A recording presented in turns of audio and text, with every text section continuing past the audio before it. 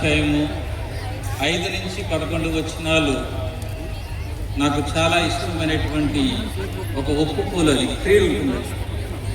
ఇశ్రాయేల్ ప్రజలు వారు ఇంకనూ ఎడారిలో ఉండగానే మోషే గారు ఇశ్రాయేల్ ప్రజలకు తెలియజేస్తున్నటువంటి ఒక ఒప్పుకోలు, మీరు ప్రథమ ఫలముల పండుగ చేసుకున్నప్పుడు, మీరు దేవుని మందిరానికి వెళ్ళినప్పుడు ప్రజలైన మీ అందరూ కూడా దేవుని దగ్గర మీరు ఒప్పుకోవాల్సిన ప్రథమ ఫలముల ఒప్పుకోలు ఉంటుందని.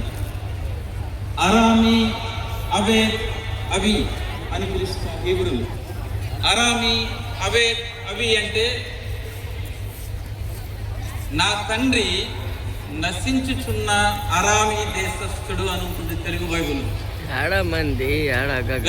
ఇంగ్లీష్ బైబిల్లో my father was a wandering Aramean అని ఉంటుంది. అరామీ దేశస్థుడు అంటే అబ్రహాము మెసొపొతామియా ప్రాంతాన్ని నుంచి వచ్చాడు. యాకోబు లాబాను దగ్గర ఎక్కువ సమయం గడిపాడు కాబట్టి అరామీ దేశస్థుడని పిలువబడ్డారు. అవేద్ అనే మాటకి 3 అర్థాలు ఉన్నాయి. నేను నిజంగా తెలుగు బైబుల్ ట్రాన్స్లేట్ చేసినటువంటి వారికి